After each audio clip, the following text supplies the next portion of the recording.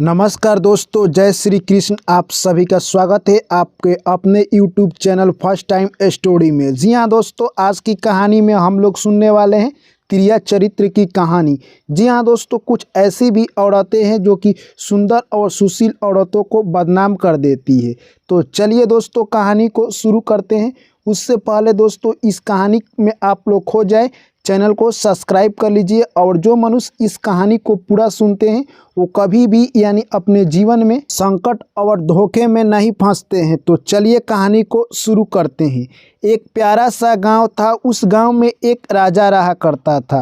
राजा दोस्तों बहुत सुशील और राजकुमार था। दोस्तों राजा की चर्चा पूरा उस गांव में होती थी।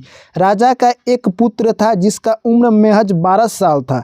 दोस्तों राजा ने सोचा कि अपने पुत्र का मैं शादी कर देता हूं, क्योंकि राजा बूढ़ा हो चुका था। वो यही दिन रात सोच रहा था।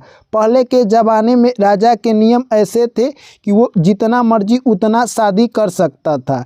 दोस्तों वो राजा अपने राजकुमार की शादी की तलाश में एक लड़की की तलाश करता है और शादी कर देता है। कहे तो 14 वर्ष की उम्र में अपने पुत्र की शादी कर देता है। समय ऐसे ही धीरे धीरे बीतता गया। दोस्तों वो राजा की 7 शादियां देखते ही देखते हो चुकी थी, परंतु राजा 7 शादियां के होने के बाद भी अपना पढ़ाई नहीं छोड़ा। वो डेली पढ़ाई करने के लिए कॉलेज जाया करता था।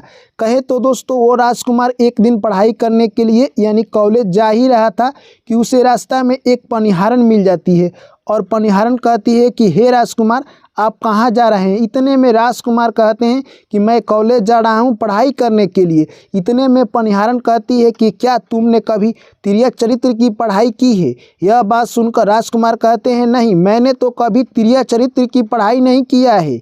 यह बात सुनते ही पनिहारन कहती है कि आपने क्या पढ़ाई किया है जब आपने तिरिया चरित्र की पढ़ाई नहीं किया है। यह बात सुनते यानी राजकुमार क्रोधित हो जाते हैं और वो कॉलेज सीधे जाते हैं। और कॉलेज में ही वो क्रोधित काफ़ी नज़र आ रहे थे। जैसे ही क्लास शुरू होता है उनके गुरु देखते हैं कि राजकुमार आज काफ़ी क्रोधित है। यह देखते ही उनके गुरु कहते हैं कि हे राजकुमार, तुम आज इतना क्रोधित क्यों हो। वो बात सुनते ही राजकुमार बोलते हैं, क्या आपने मुझे कभी तिरिया चरित्र के बारे में क्यों नहीं पढ़ाया। इतने में गुरु बोलते हैं, हे राजकुमार, तिरिया चरित्र इतना आसान नहीं है। अगर तुम तिरिया चरित्र के बारे में पढ़ना चाहते हो तो तुम्हारा जान भी जा सकता है। क्या तुम्हें मंजूर है, कहो तो मैं तुम्हें पढ़ाऊँ। इतने में राजकुमार कहते हैं कि हमें मंजूर है, आप पढ़ाइए, चाहे हमारी जान चली जाए। दोस्तों इतने में गुरुजी राजकुमार को अगले 1 साल के लिए स्पेशल क्लास यानी तिरिया चरित्र पर लेने लगते हैं और कहते हैं कि तुम्हारा पढ़ाई अब संपूर्ण हो गया है, अब तुम जाकर अपने राज्य में रह सकते हो। और लो मेरा एक ये मंत्र है, इसे तुम जब भी कान में लगा लोगे तुम दूसरे को दिखाई नहीं दोगे और तुम दूसरे को आसानी तरीके से देख सकते हो। दोस्तों यानी राजकुमार वहाँ से गुरु का मंत्र लेकर अपने घर चल देता है। और दोस्तों वो अपने घर जाता है और गुरु जैसे ही उसको बताए थे वैसे करता है। गुरु ने उनसे कहा था कि तुम पूर्व दिशा की ओर जाना और इस मंत्र को कान में लगाकर तुम छुप कर देखना कि आखिर क्या होता है तिरिया चरित्र। दोस्तों अगले दिन राजकुमार वैसे ही करते हैं और पूर्व दिशा में जाकर यानी कान में लगाकर तिरिया चरित्र का खेला वो देख रहे थे। इतने में वो राजकुमार देखते हैं कि एक औरत आधी रात्रि में सज संवर कर खाना लेकर आ रही है और वो साधु के पास जाती है और साधु को खाना दे देती है। दोस्तों वो राजकुमार जो कि जादू से कान में लगाकर बने हुए थे वो सोच रहे थे कि ये औरत कौन है। तब तक उनका चेहरा दिखाई देता है और वही औरत थी जो कि राजकुमार से पूछी थी कि क्या तुम तिरिया चरित्र की पढ़ाई किए हो, यानी वही पनिहारन थी। यह सब देखकर राजकुमार काफ़ी यानी सोच में पड़ गए। वो सारा देखने लगे कि आखिर ये क्या कर रही है। इतने में वहाँ पर पनिहारन जाती है और साधु बाबा से बतियाने लगती है। साधु बाबा कहने लगे कि तुम आज आने में इतना देर क्यों की हो। इतने में पनिहारन कहने लगती है कि अब मेरा पति आज घर पर आ गया है और मैं उसके साथ कल अपने घर चली जाऊंगी, अब मैं आपसे नहीं मिल सकती हूँ। यह बात सुनकर यानी साधु बाबा गुस्से में आ जाते हैं और कहने लगते हैं कि तुम्हारा पति हम लोगों के बीच में क्यों आ जाता है। ये छुरी लो, जाओ उसको तुम उसका गर्दन काट कर आ जाओ, तब हम लोग दोनों आमदी ऐश से रहेंगे। यह बात सुनते ही यानी कहे तो वो पनिहारन छुरी लेती है और सीधे अपने घर जाती है। घर जाती है तो देखती है कि उसका पति सोया हुआ है और छुरी से अपने पति की गर्दन काट देती है और वो सीधे फिर साधु बाबा की पास आती है। कहे तो दोस्तों यह सब खेला यानी राजकुमार देख रहा था। इतने में जैसे वो पनिहारन साधु बाबा के पास आती है, उसके बाद कहे तो यानी साधु बाबा कहते हैं कि मैं तुम्हारे साथ नहीं रहूँगा, क्योंकि तुम जब अपना पति की नहीं हो सकी तो तुम मेरे क्या होगी। यानी जिसके साथ तुम 7 फेरे ली हो उसका तुम साथ नहीं निभा पाई तो मेरा क्या साथ निभाओगी। यह सब सुनकर यानी कहे तो पनिहारन के पांव तले जमीन हट जाता है और वो सोच में पड़ जाती है। और दोस्तों वहाँ से अपने पति का सर लेकर फिर घर जाती है और वहीं पर जोड़ देती है और रोने लगती है। सुबह होता है, बहुत सारे लोग इकट्ठे हो जाते हैं और उनका अंतिम संस्कार का उपाय किया जाता है। जैसे ही उनका अंतिम संस्कार का उपाय होता है, वो पनिहारन बोलती है कि मैं भी इनके चीते के साथ सती होना चाहती हूँ। उनको चीते पर लेटा दिया गया। दोस्तों उसके बाद राजकुमार बोलते हैं कि जो स्त्री सती की बात कर रही थी वही सती का हनन कर रही है। यह बात यानी कहे तो पनिहारन समझ गई कि मैंने यह सब राजकुमार से पूछा था। राजकुमार को वो पनिहारन अपने पास बुलाती है और उनको कान में कहती है कि तिरियाचरित तुम तो समझ गए हो, पर तुम जब भी यानी चटाई पर बैठना तो उसे झाड़ कर बैठना। यह बात कहकर वो सती के लिए समर्पण हो जाती है। दोस्तों राजकुमार सोचता है कि मुझे चटाई पर बैठने का मौका तो नहीं आएगा, पर वो राजकुमार पनिहारन की बात याद रखता है। दोस्तों राजकुमार घर जाता है। फिर अगले दिन पूर्व दिशा में राजकुमार रात्रि में जाता है और कान में जो उसके गुरु जादू दिए थे वो लगा लेता है और वो विलुप्त हो जाता है। इतने में देखता है कि उनकी 7 रानियां खाना बनाकर लेकर आ रही थी, यानी उसी साधु बाबा के पास जा रही थी। यह सब देखकर राजकुमार पहले तो क्रोधित हो जाता है और फिर सोचने लगता है कि आखिर ये क्या करेगी साधु बाबा के साथ, मैं आज इनका हकीकत देखता हूँ। दोस्तों इतने में वो राजकुमार फिर एक लड़का बन जाता है और उसी के पास यानी कहे जो 7 रानियां थी उनके पास घूमने लगता है। इतने में से 7 रानियां में से एक रानियां बोलती है, हे छोटू तुम मेरा ये खाना लेकर साधु बाबा के पास पहुंचा दो। साधु बाबा के पास वो छोटा राजकुमार खाना लेकर जाता है। इतने में साधु बाबा कहते हैं कि इस बच्चे को तुम एक रूम में ले जाओ और उसे आराम करने के लिए बोल दो। उनके साधु बाबा के चेला चपाटी आते हैं और उस बच्चे को ले जाते हैं एक अंधारा रूम में, और उसी रूम में एक चटाई बिछाया हुआ था। उसी पर उनका चेला बोलता है कि हे बालक तुम इसी पर सो जाओ और कल सुबह अपने घर चले जाना। दोस्तों इतने ही देर में उनकी 7 रानियां साधु बाबा के पास पहुंच गई थी। जैसे ही यानी वो राजकुमार चटाई पर बैठने वाला था, उतने ही देर में उस पनिहारन की बात उसे याद आ गई और वो राजकुमार चटाई को उठाकर देखता है तो देखता है कि एक कुआं है और कुआं में बहुत सारे लोग बचाओ बचाओ की बात कर रहे थे। यह सब देखता है। जैसे ही उस कुआं में से एक व्यक्ति राजकुमार को पहचान लेता है, क्योंकि राजकुमार उस समय कान में से वो जादू निकाल लिया था। और सारे लोग कहने लगते हैं कि तुम यहाँ से भाग जाओ, नहीं तो तुम्हें भी साधु इसी कुआं में डालकर मार देगा। यह सब बात सुनते ही राजकुमार कहते हैं तुम लोग धीरे बोलो, और वहाँ से राजकुमार भागने लगते हैं।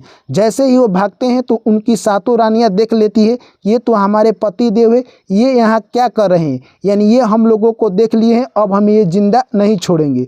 वो साधु बाबा से कहने लगी। साधु बाबा कहते हैं ठीक है, मैं तुम्हारे साथ एक ऐसा उपाय करूँगा कि ये सारा बात भूल जाएगा। और साधु बाबा उन 7 रानियों का एक कील देते हैं कि ये कील लेकर जाओ तुम लोग और प्यार से उनके सर में हिला देना, उसके बाद उसे कोई बात याद नहीं रहेगा। 7 रानियां वहां से वो कील लेकर घर चल देती है। जैसे ही घर जाती है तो राजकुमार उनसे पहले घर पहुंचकर महल में सोए हुए थे।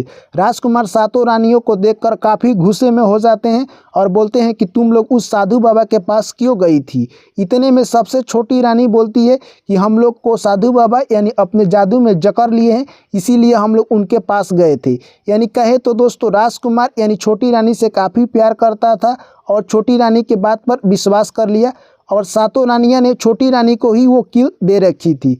6 रानियां अपने महल में चली जाती है और छोटी रानियां जाकर राजकुमार को खाना खिलाने लगती है, और मौका पाते ही राजकुमार के सर में कहे तो यानी वो कील ठोक देती है और 6 रानियां को दूसरे रूम से बुला लेती है।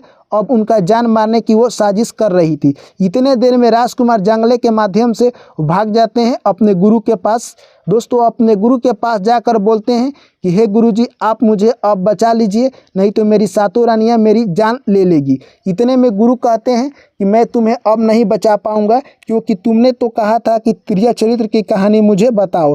तिरिया चरित्र की कहानी में अब तुझे मैं नहीं बचा सकता हूँ, अब तुम्हारा कुछ नहीं हो सकता है। इतने में राजकुमार कहते हैं, आप मेरे गुरु हैं, आपको बचाना ही होगा, आप ऐसे नहीं कर सकते हैं। इतने में गुरु कहते हैं कि मैं तुम्हें तो नहीं बचा सकता, पर तुम्हें मैं तोता बना देता हूँ। इतने में राजकुमार कहते हैं, ठीक है, आप मुझे तोता बना दीजिए। और राजकुमार को यानी गुरुजी तोता बना देते हैं और राजकुमार आज के बाद तोता बन गया। दोस्तों यानी उनकी सातों रानियां राजकुमार को खोज रही थी, फिर वो नहीं मिले। सातों रानियां फिर साधु बाबा के पास जाती है और साधु बाबा से यह सारी बातें बताती है। साधु बाबा अपने यानी जादू से देखते हैं तो वो कहते हैं कि तुम्हारा राजकुमार कहे तो एक तोता बन गया है और एक राजा के दरबार में है, जाओ तुम लोग उसे पकड़ कर लाओ, उसे हम लोग मार देंगे मिलकर।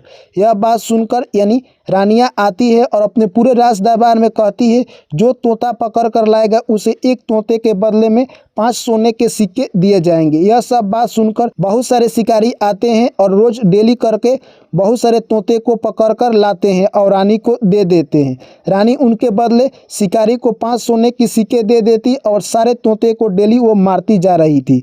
पर दोस्तों कहे तो जो उसका राजकुमार था वो वाला तोता अभी तक उस रानी के पास नहीं आया। जहां पर वो राजकुमार तोता बनकर रहता, उसे एक दिन एक शिकारी ने पकड़ लिया और उस रानी के पास लेकर जा रहा था।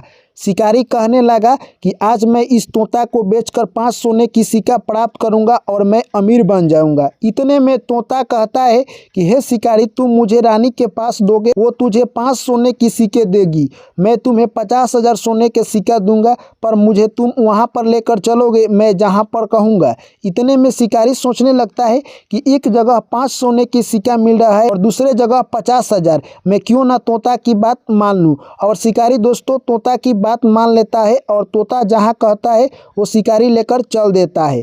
तोता कहता है यहाँ से पूरब दिशा की ओर एक राजा है, उसके राज दरबार में मेला लगता है, वहीं पर तुम लेकर चलो। वहीं पर लेकर शिकारी जाता है और जो भी लोग आते हैं उस तोता के दाम पूछते हैं। तोता खुद अपना दाम बताता है, 50,000 सोने की सिक्का। यह बात सुनकर दोस्तों कहे तो यानी उस मेले में कोई भी व्यक्ति उस तोता को नहीं खरीद पाता है और देखते ही देखते शाम हो गया। उस मेले का नियम था कि जो भी सामान नहीं बिकता उसे अंत में राजा आकर खरीद लेते हैं और राजा अंततः आकर उस तोते को भी खरीद लेते हैं और अपने राज दरबार में रख लेते हैं। राज दरबार में उस तोते को राजा रखते हैं। वो तोता राज दरबार में काफ़ी अच्छी अच्छी बातें करता और राजा के ऊपर जो भी मुसीबत आता वो सारा बात बता देता। यह सब देखकर राजा तोते से काफ़ी प्रसन्न थे। वो तोता को अपने बेटी को राजा दे देते हैं। यानी राजा की एक सुशील और सुकुमारी कन्या थी जो कि देखने में काफ़ी सुंदर थी। वो राजकुमारी यानी तोते से मीठी मीठी बातें करती और उनसे जो अपना भाग्य के बारे में पूछती रहती। दोस्तों ये सब कुछ दिन ऐसे ही चलता रहा। एक दिन यानी तोता को राजकुमारी नहवा रही थी, तभी देखती है कि उसके सर में एक कील गड़ा हुआ है। कील को जैसे ही निकालती है तोता राजकुमार में बदल जाता है। दोस्तों जैसे ही राजकुमार में बदलता है वो राजकुमारी घबरा जाती है और राजकुमार अपना पूरा कहानी बता देता है और पुनः कहता है कि इस कील को तुम मेरे सर में लगा दो और फिर पुनः वह तोता बन जाता है। इतने में वो सारा कहानी राजकुमारी को बता दिया था और राजकुमारी राजकुमार की पूरी कहानी जान चुकी थी।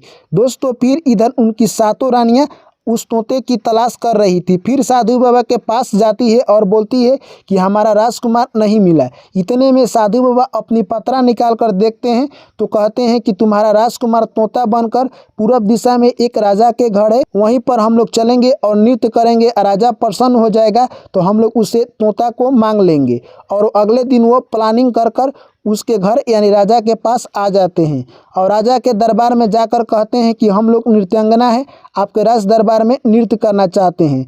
और दोस्तों अनुमति पाकर वो लोग नृत्य दिखाते हैं और राजा प्रसन्न हो जाता है और बोलता है कि मांगो तुम लोगों को क्या चाहिए। इतने में सारी नृत्यांगना कहती है कि हम लोगों को आपके पास जो तोता है वही चाहिए।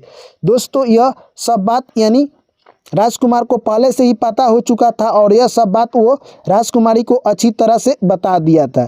जैसे ही राजा के मंत्री आते हैं तोता ले जाने के लिए, यानी राजकुमारी देने को तैयार नहीं होती है। इतने में फिर मंत्री बोलते हैं कि तुम दे दो, क्यों हट कर रही हो। इतने में राजकुमारी बोलती है कि आप लोग जाइए और मेरे पिता को भेज दीजिए। इतने में स्वयं राजा चलकर आते हैं और बोलते हैं, हे पुत्री तुम्हें क्या हो गया है, इस तोता को दे दो, मैंने नृत्यांगना को देने का वादा किया है। इतने में राजकुमारी गुस्सा हो जाती है और उस तोते को पिंजरे सहित फेंक देती है। जैसे ही वो फेंकती है दोस्तों कहे तो पिंजरा टूट जाता है, तोता यानी चावल बन जाता है। इतने ही देर में साधु कबूतर बनकर आता है और चावल को उठाकर जैसे ही खाने वाला था उतने देर में चावल बाज बन जाता है और बाज बनकर कबूतर को यानी वो मार देता है, मारकर वहीं पर साधु को समाप्त कर देता है। और दोस्तों उसके बाद कहे तो यानी स्वयं वो राजकुमार बन गया। तो दोस्तों जैसे ही वो राजकुमार बना वो सारा कहानी राजा को बता देता है। इतने में राजा कहते हैं कि हे पुत्री क्या तुम इस राजकुमार से शादी करना चाहती हो। इतने में उसकी पुत्री कहती है कि हे पिताश्री मैंने इस राजकुमार को अपना दिल दे दिया है और मैं इसी से शादी करूँगी। इसके बाद दोस्तों राजा उस अपनी राजकुमारी को राजकुमार के साथ शादी करा देते हैं और उनको पुनः अपने राज्य वापस बहुत सारा धन दौलत संपत्ति देकर विदा कर देते हैं। दोस्तों वो राजा अपने घर आता है और खुशी खुशी अपना ज़िंदगी जीने लगा। तो दोस्तों इस तिरिया चरित्र कहानी के माध्यम से आपने क्या सीखा, इस कहानी के बारे में आपकी क्या राय है, कमेंट करके हमें जरूर बताएं। वीडियो को लाइक करें, दोस्तों के साथ शेयर करें, चैनल को सब्सक्राइब करें। चलिए आपसे मिलते हैं नेक्स्ट कहानी में। ऐसे प्यार सपोर्ट बनाए रखें। Thank you, take care.